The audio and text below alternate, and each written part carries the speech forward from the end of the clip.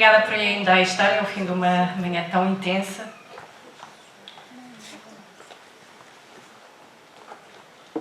Um escritor francês, autor do famoso livro O Príncipezinho, diz-nos o seguinte: se quiseres construir um navio, não comeces por dizer aos operários para juntar madeira ou preparar as ferramentas.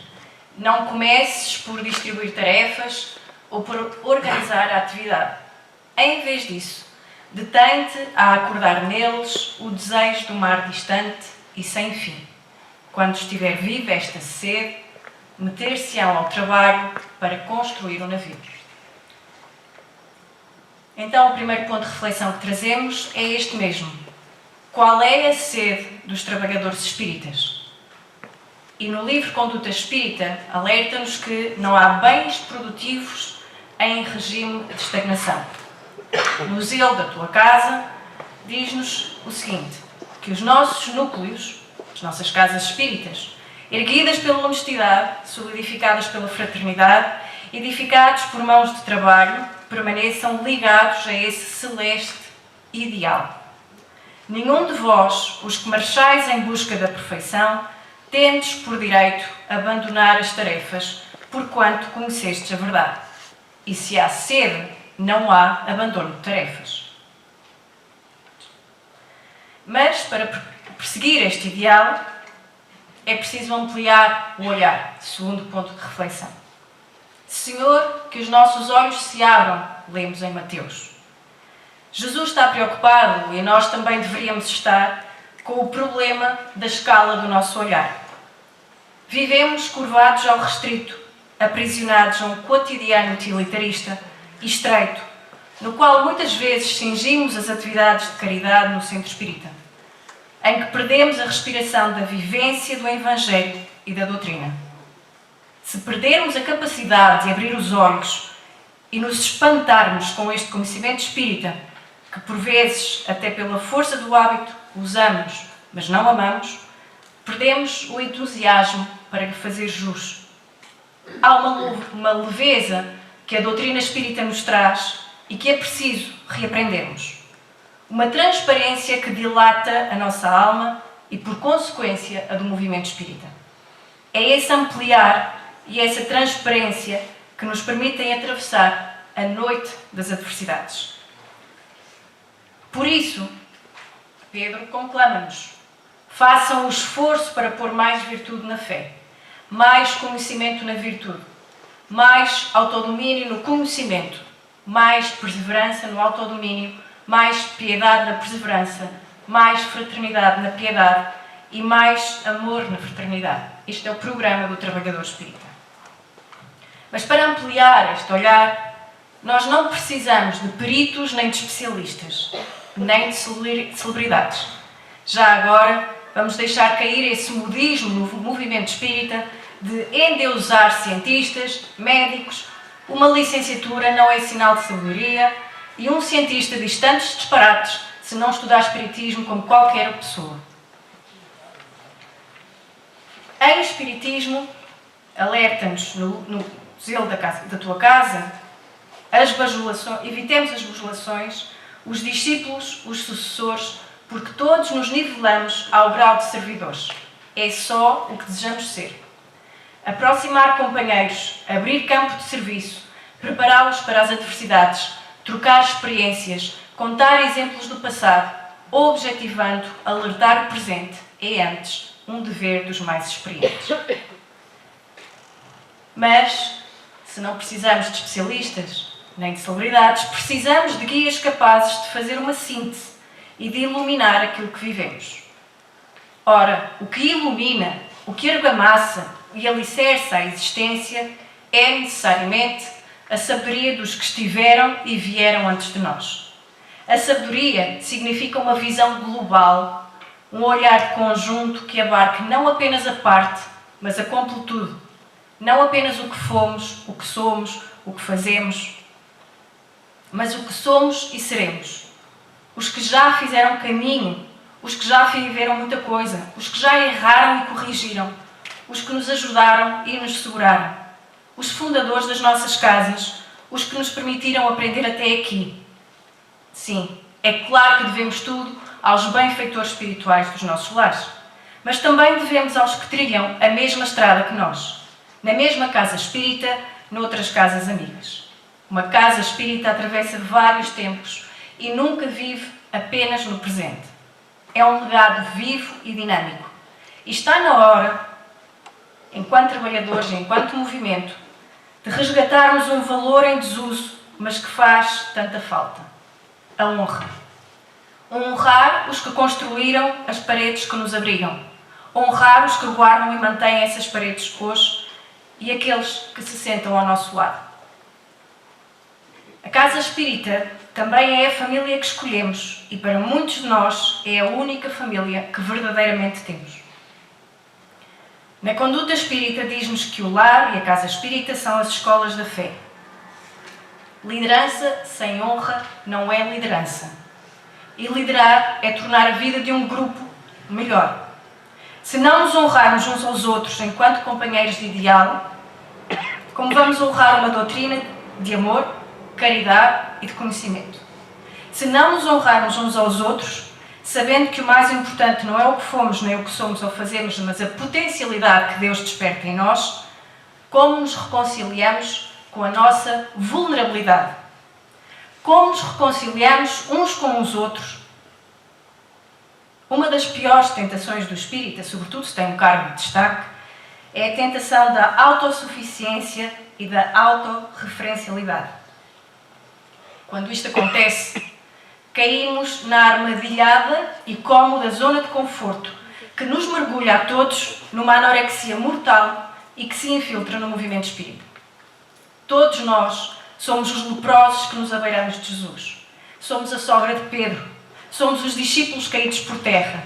Os cegos que comoveram Jesus em Jericó. E todos nós rogamos: Senhor, que os nossos olhos se abram. Cedo ou tarde, cada um de nós é colocado perante a necessidade de sabedoria. Por isso, é importante ficarmos perto dos nossos professores na casa espírita, para analisar cuidadosamente as suas atitudes. E isto vai ensinar-nos duas coisas. Primeiro, verificar que a forma não ofusque a essência. E, por outro lado, inspirar-nos e espelhar no exemplo deles. Envelhecer não é descartar. Envelhecer revela o nosso caráter, não a nossa morte. Envelhecer não é uma periferia, mas sim um laboratório de vida presente. Não só passado, mas uma escola onde se aprofunda o significado da esperança e do amor.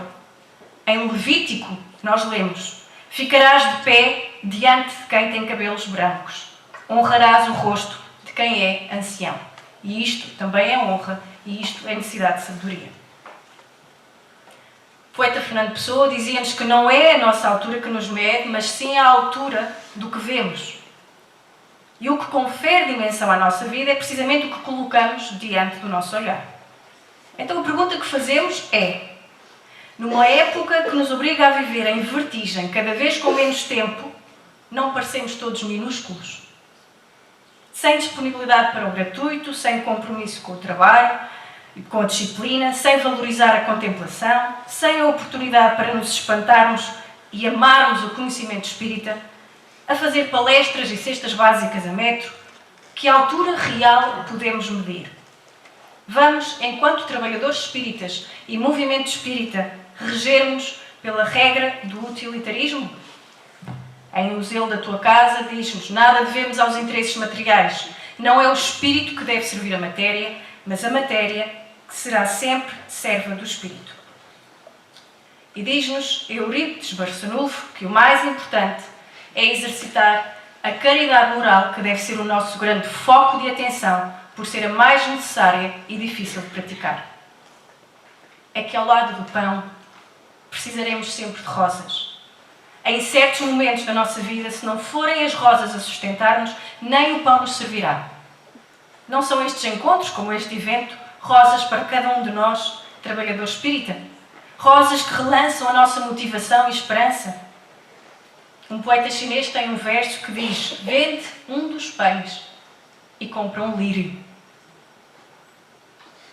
Em Lucas lemos: de hoje em diante chamar-me-ão bem-aventurada de todas as gerações. Nós, os trabalhadores espíritas, não podemos vivenciar a doutrina de forma funcionalística, sem alma, de forma maquinal, dispersa em rumorosos projetos, atrelados a turnés de lançamento de livros em prol de uma caridade ao quilo. O movimento e cada espírita precisa de aprender com Maria a compaixão, a ternura e o cuidado que a sede de cada pessoa inspira. Sempre que olhamos para Maria, voltamos a acreditar, não é? Não é esta a hora de o fazermos? Maria é uma mulher de escuta ativa. Ela não está desligada, deixa-se visitar, mantém no coração e na vida as portas abertas. Só recebemos boas visitas quando temos o coração desarmado, disponível para acolher o inesperado. Mesmo quando estamos frágeis, feridos naquilo que sabemos e não sabemos, somos chamados a deixar que a vida passe, entre e fale connosco. E aí precisamos de um ver que seja um ver, de um ouvir que seja uma autêntica escuta, de um estar que seja uma comprometida presença.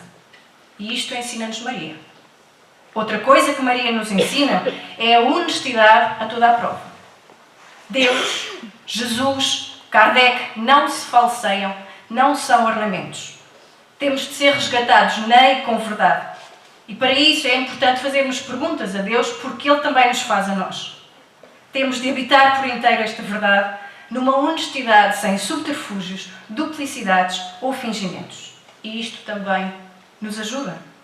Ao colocarmos questões, estamos a dizer: Senhor, a minha condição é esta. E foi esta a atitude desafiadora e corajosa que Maria teve. Ela não jogou às escondidas com Deus, nem consigo própria. E, por consequência, habituar-nos a falar e a agir genuinamente e abertamente uns com os outros, sem críticas destrutivas, mas com debates edificantes, sem esquecer que não vale a pena parecer fraterno e prestável só quando é conveniente. Porque a lei divina registra o móvel de toda a ação. Diz-nos na Conduta Espírita. E Gustavo Marcondes, no Zelo da Tua Casa, diz-nos que nada está oculto para Deus e toda a honestidade ainda será pouca, porque frequentemente agimos conforme a lei, mas a nossa intenção moral é outra. Os fins não justificam os meios. E com Maria também descobrimos como pôr a nossa vida ao serviço de um projeto maior, de uma vida maior, numa vida que não começa nem acaba em nós, que não tem início nem fim nos nossos sonhos que temos ou nos desejos que alimentamos. Quando Maria vence a tentação da autorreferencialidade, e podia não o fazer, era a Mãe de Jesus, coloca-se corajosamente a servir, a lavar os pés aos últimos, a saciar a sede de cada um de nós.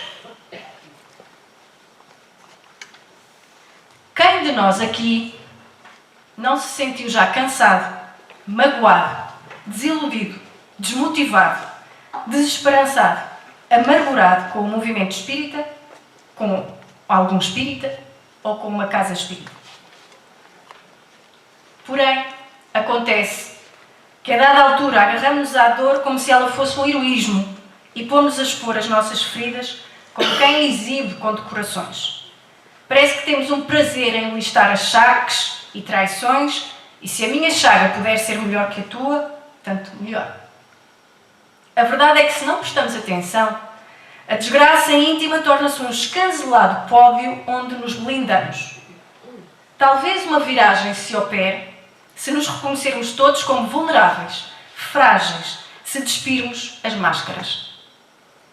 É tão fácil reproduzir até à exaustão o esquema da vítima e do agressor, mas nós sabemos, como espíritas, que isso não existe. E que todos somos atravessados pelo sofrimento. Aliás, frequentemente a agressão é uma linguagem desviada para exprimir ou dissimular a condição da vítima.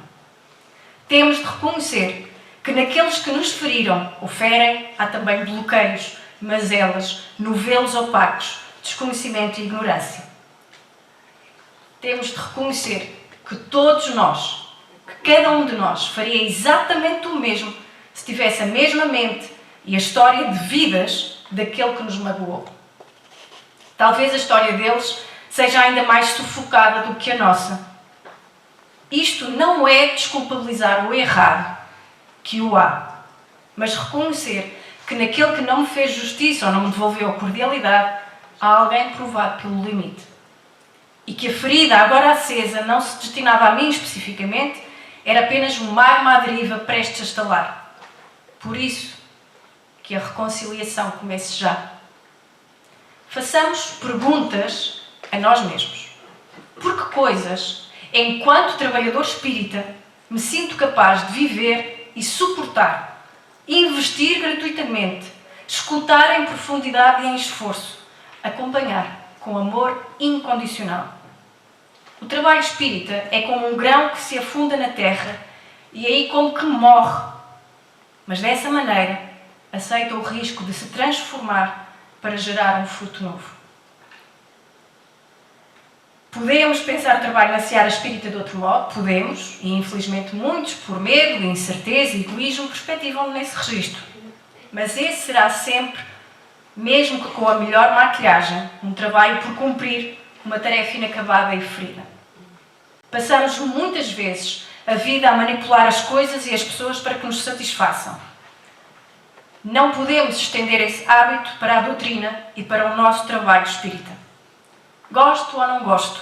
É assim que costumamos dividir o mundo, exatamente como faria uma criança. Esta classificação não só é egocêntrica, mas radicalmente empobrecedora e injusta. O que nos desagrada tem direito a existir e pode fazer nascer um diálogo rico para melhor nos adentrarmos todos nos ensinamentos espíritas. Devemos, sim, render culto à amizade e à gentileza, estendendo-as quanto possível aos companheiros e às organizações, mas sem escravizar-se ao ponto de contrariar a própria verdade em matéria de doutrina para ser agradável aos outros. O passado é a causa viva, mas não soluciona o presente. E o Espiritismo é um caminho libertador. Para continuarmos o trabalho espírita, precisamos de reencontrar o espanto. Um sinónimo de espanto é admiração. É contacto consciente, fulgurante, desarmado, rendido, com a vida maior do que nós, a vida em aberto. No espanto, não arrumamos as coisas numa gaveta. Espanto é um olhar longo e inocente. Vivemos no tempo que nos programa para olhares breves, relances, soslaios, observações fugidias e utilitárias, simplistas e simplificadas. Mas um olhar de espanto para o Espiritismo é um olhar limpo e demorado, aberto ao que ele pretende de nós e não ao que imediatamente pretendemos dele. O espanto obriga-nos a uma revisão do que sabemos de nós próprios e do mundo. Obriga-nos a recomeçar. Não é isso que o movimento espírita está a fazer neste momento? O amor e o conhecimento principiam com o espanto. No livro Atalaia Cristã, diz-nos: os cristãos têm o dever de amar a vida com o vigor necessário para o seu desenvolvimento espiritual. Assim, enquanto trabalhadores e, sobretudo, aqueles a quem cabe a tarefa de expositores espíritas, temos de evitar tornar-nos repetidores sonâmbulos de respostas feitas, carregados de saberes e de certezas, de previsões e de mapas. É importante recordarmos a nós mesmos que houve um tempo em que as perguntas foram o contacto com esta doutrina. Quem sabe se ao fazê-lo essa memória não nos alentará a recomeçar, como se cada pergunta fosse uma possibilidade de renascer, de novo para a doutrina e para o seu estudo. Por isso é que Erasto nos diz: homens simples e ignorantes, as vossas línguas se soltarão, e faleis como nenhum orador fala, e ide e pregai que as populações atentas recolherão ditosas as vossas palavras de consolação, de fraternidade, de esperança e de paz. Neste espanto, nós temos de decidir entre o amor ilusório ao conhecimento espírita, que nos faz adiá-lo continuamente, e o amor real, mesmo que ferido, com que o assumimos. Entre amar o Espiritismo pelo que dele se espera e amá-lo incondicionalmente pelo que ele é. Há um trabalho a fazer para passar do apego narcisista da idealização dos cargos à hospitalidade desta doutrina como ela nos assoma, sem mentira e sem ilusão, o que requer de nós um amor muito mais rico mas também muito mais difícil. E é esse o caminho de luta, de depuração que o trabalho espírita, seja qual for a tarefa que nos cabe, nos convida e possibilita. O tesouro é o espiritismo em si, o real do viver, a existência não como trégua, mas como um pacto conhecido e aceito na sua fascinante e dolorosa totalidade. Porque o Evangelho vai-nos perguntar: que uso fizeste dessa autoridade? Que males evitaste? Que progresso facultaste? O trabalhador espírita, em qualquer tarefa, não é uma lamparina mágica de respostas. As respostas são úteis, sim, ajudam-nos a viver, mas só se formos sempre dando um banho de perguntas a essas respostas. E fazer perguntas não é sinal de que nos tenhamos enganado, de que não sabemos ou de que a doutrina é insuficiente. A pergunta é a grafia de excelência com que a vida se manifesta. As perguntas mais preciosas serão, porventura, as que em silêncio nos acompanham desde o princípio. Aquelas que se confundem com o que somos, como o espinho no troço da rosa, ou como a rosa que, sem sabermos como, floresce no meio dos espinhos. Devíamos dedicar mais tempo a escutar essas perguntas que pulsam no nosso interior, soterradas no atordoamento dos dias, omitidas pelo medo, adiadas para um momento ideal que depois nunca vem. Porque, na maioria dos casos, não ouvimos com o intuito de entender, mas com o intuito logo de responder. E enquanto assim for, continuaremos a agir sem pensar ou a pensar sem agir. Porque quando nos fixamos só em respostas, deixamos de ser trabalhadores espíritas e tornamos mais um pseudo-guru. Alguns sinais para identificar esses pseudo-gurus são um opinionismo reacionário misturado com delírios de autoajuda, divulgação de teorias apocalípticas, desinformação e notícias falsas, negacionismo da ciência ou das instituições democráticas, fascínio por hierarquias, títulos pomposos e cargos, ausência absoluta de empatia nas atitudes, no olhar e na linguagem gestual, tendência a negar a importância dos avanços sociais e dos direitos humanos, atitudes e declarações machistas, misóginas, homofóbicas e racistas, gestos teatrais e megalomaníacos, falta de espontaneidade na educação. Cabe lembrar que devemos cultivar o pensamento crítico e o bom senso diante da escolha dos nossos professores de espiritismo. Porque para que haja liberdade real, todos os preconceitos culturais de classe social ou religião devem ser colocados no lugar que merecem, o lixo. Não percamos, pois, de vista as perguntas e tenhamos muito cuidado quando elas já não queimarem em nós. Porque sabemos que a liberdade espiritual é o mais precioso característico do nosso movimento espírita. No capítulo 14 da Conduta Espírita, na tribuna, diz-nos que somos todos necessitados de regeneração e de luz, incluindo os que têm como tarefa expor a doutrina espírita. Nunca pensar que se é a sabedoria em pessoa do espiritismo, nem que a sua evolução moral e espiritual é superior à de quem ouve. Há que ser menos guru ou herói e mais orientador na condição de aprendiz. Porque o orador é responsável pelas imagens mentais que plasmam nas mentes que o ouvem, lemos no capítulo.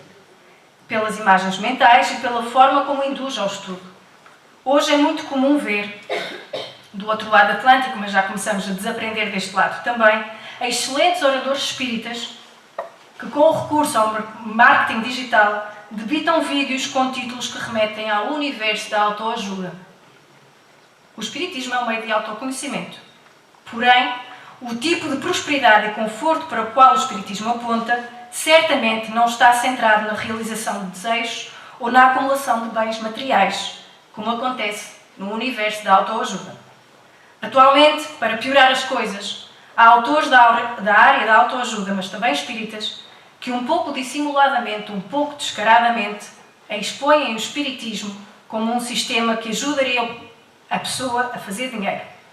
Eufemisticamente, a palavra dinheiro não é empregada, sendo substituída por termos mais neutros: prosperidade, sucesso, riqueza, abundância.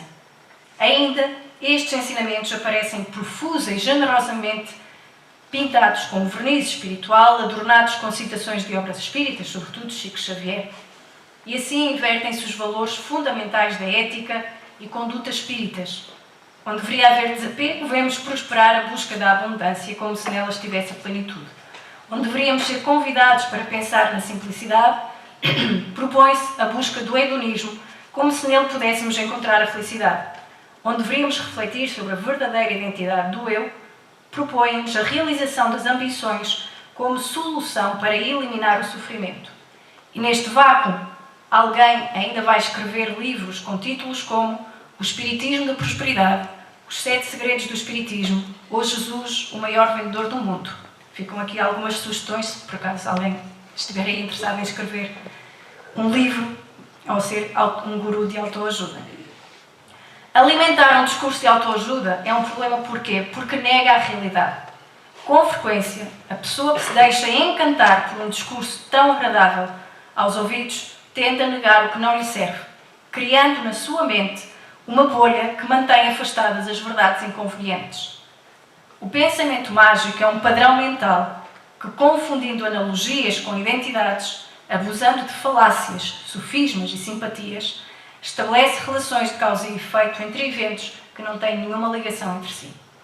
E este padrão mental surge quando a pessoa não consegue compreender a realidade, quando não percebe adequadamente a causa dos eventos ou quando perde o controle das emoções. A este propósito, será motivo de reflexão para todos nós as razões pelas quais o paganismo está a aumentar na Europa e no mundo, segundo estudos de 2019. E na tribuna, como alerta André Luiz, a palavra revela o equilíbrio. Como alguém já disse aqui antes, o Espiritismo não é uma solução para todos os problemas e não é um caminho fácil. E como nos alerta Kardec no livro dos Médiuns, de tudo se abusa, até das coisas mais respeitáveis. E é sabido que se paga melhor o que diverte do que o que instrui. Também Joana de Ângeles nos diz algo muito importante. Não enfloresças as mensagens de Jesus com as glórias terrestres que ele rejeitou. Ele optou pela renúncia humana para a glória divina. Então, qualquer tarefa que se faça enquanto trabalhador deve ser feita sem esperar nenhum privilégio, diz-nos no Zelo da Tua Casa. O Evangelho não prometeu facilidades, mas promoveu a consciência cristã que tudo suporta e sofre. A solidão não se mede aos palmos e, por vezes, dentro da casa espírita. A solidão mais invisível é a dos jovens. Se assim não fosse, porque se amarram tanto a telemóveis e a redes sociais? Muitas vezes quem vê os jovens armados de tecnologia, estirados pela casa, aparentemente fechados nos seus interesses, com a cabeça no outro lado, a responder com monossílabos, não imagina que esse é o modo de se protegerem de um mundo que sentem em derrapagem. E o que estão a fazer os centros espíritas? A achar que é pela tecnologia, pelas redes sociais que cativamos os jovens.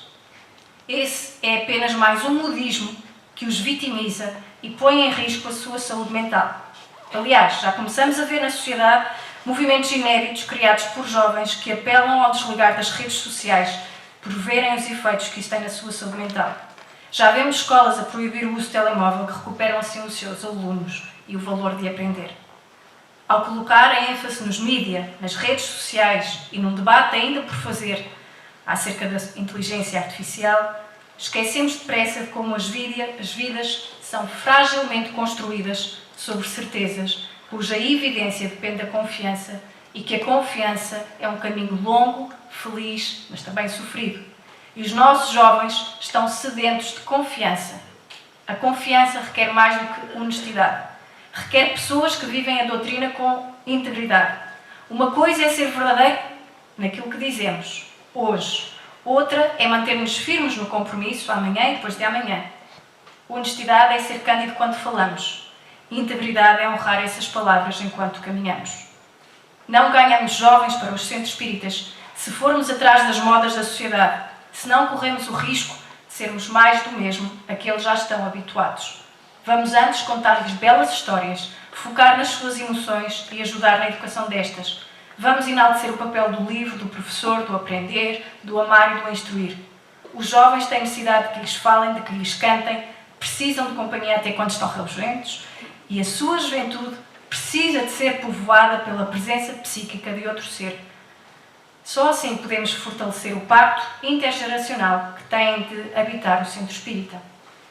O movimento espírita não pode ir atrás dos modismos da sociedade. Tem que olhar para eles de forma crítica e sugerir alternativas, vivenciar alternativas baseadas no Evangelho. Dos adversários do Espiritismo. Noto muitos tarefeiros oscilando entre o homem novo, que almejam ser, e o homem velho, que inegavelmente ainda são causando pequenas, porém ameaçadoras dificuldades que poderão comprometer o trabalho de Jesus na Terra. Claro que sei que as lutas humanas, as pequenas vaidades, as guerrinhas infantis por um ilusório poder, os donos das tarefas, isso tudo é natural entre aqueles que não conhecem o Evangelho. Estranhável, porém, para os versados na doutrina. Os adversários do Espiritismo, diz-nos José Herculano Pires, desconhecem tudo a respeito e fazem uma tremenda confusão. Os próprios espíritas, na sua esmagadora maioria, estão na mesma situação. Porquê? Fácil de explicar. Partem do preconceito e agem por precipitação. Os espíritas, em geral, fazem o mesmo. Formularam uma ideia pessoal da doutrina, um estereótipo mental a que se apegaram. A maioria dos dois lados esquece desta coisa importante. A doutrina precisa de ser estudada. Então, que vençamos os inimigos dentro de nós e perdoemos os inimigos e a nós mesmos 70 vezes 7 vezes, porque só Deus não erra. Há um momento, o da dor extrema, o do sofrimento incurável, o do luto lavado por copiosas lágrimas, em que sentimos que nada nos consola. E aí, tal como Raquel, personagem do Evangelho, preferimos abraçar a nossa dor a qualquer inútil consolação. A compaixão é uma forma de subtrair a dor à solidão que ela própria gera e dizermos àquele que de nós se aproxima: não estás só, porque reconheço o teu sofrimento e tomo a tua dor. A compaixão começa aí, quando precisamos de cuidado e somos positivamente correspondidos com uma presença amigável. A compaixão é escuta, consonância, responsabilidade, escolha solidária, gestos, permanência, não julgar sobre a vulnerabilidade do outro. A compaixão liberta-nos do peso do passado e das idealizações do futuro. E liberta-nos também da falácia de sermos donos da pureza doutrinária, que é a fidelidade lúcida e racional às verdades reveladas pelos ministros do Senhor, lemos em Conduta Espírita. Sentir o que se diz e viver o que se pensa implica compreender primeiro para amar depois. Os outros palestrantes também fizeram 45 minutos. Pois o amor que dispensa a razão... Estou a reclamar com o chefe. Pois o amor que dispensa a razão é a paixão que cega e não resiste às provas necessárias da vida. Pureza doutrinária é a fidelidade aos postulados espíritas. Para isso, importa permanecer com simplicidade, de propósito e alma elevada nas bases da doutrina, preservando que a sua prática não seja contaminada por comodismos e crendices. É a atitude nobre, bela e fraterna característica espírita. Conclusão. Este é o tempo para descobrir a beleza do que cada um de nós pode ser protagonista. A beleza do cuidado, da ternura, da compaixão. Este é o tempo em que o coração humano precisa de ser consolado. E há muitos corações a precisarem de ser consolados. E esta é uma viagem que fazemos juntas enquanto movimento. O desejo de luz produz luz. Há um verdadeiro desejo quando há esforço de atenção. É realmente luz o que se deseja quando qualquer outro motivo está ausente. Mesmo que os esforços de atenção sejam durante anos estéreis, um dia, uma luz exatamente proporcional a esses esforços inundará a nossa alma e a alma do movimento espírita. Cada esforço acrescenta um pouco mais a um tesouro que nada no mundo pode fazer desaparecer. Parece que a vida é sempre uma corrida, mas Jesus diz-nos: cumpriu-se o tempo. O tempo, na gramática de Jesus, é o momento de agora como oportunidade, ocasião para ser no aqui e no agora, num lugar de encontro profundo, num convite a cada um de nós. E o que é que seguimos quando seguimos Jesus? Quando sentirmos o que dizemos e vivermos o que pensamos, já não será possível ler algo como isto que Gustavo Marcondes escreve no Zelo da Tua Casa. Aprendi ao longo dos anos e pelas lutas do trabalho na seara espírita a confiar em Deus e laborar sem grande ajuda de terceiros. Receio que futuramente a nossa casa tenha dificuldades com a honestidade e o caráter daqueles que, em nome de Jesus, administram os recursos do Senhor na terra. As gerações futuras não podem voltar a ler frases como estas. E como diz Ivone Pereira, nós espíritas almejamos o entendimento da vida para agirmos de maneira positiva e superior, a fim de eliminarmos os problemas do passado. Ergamos depois a fronte e não abandonemos as tarefas, aguardando confiantes por dias melhores. Nunca faltará amparo ao trabalhador da verdade. Ao Espiritismo compete melhorar o homem, ajudando-o a agir de maneira caridosa no planeta. E a grandeza do espírito humano não consiste só no conhecimento humano. Está também no ideal elevado. Amparemos, pois, uns aos outros para sermos dignos desse ideal maior e que esse amparo seja o movimento dos trabalhadores espíritas. Obrigada por me ouvirem e peço desculpa pelo tempo.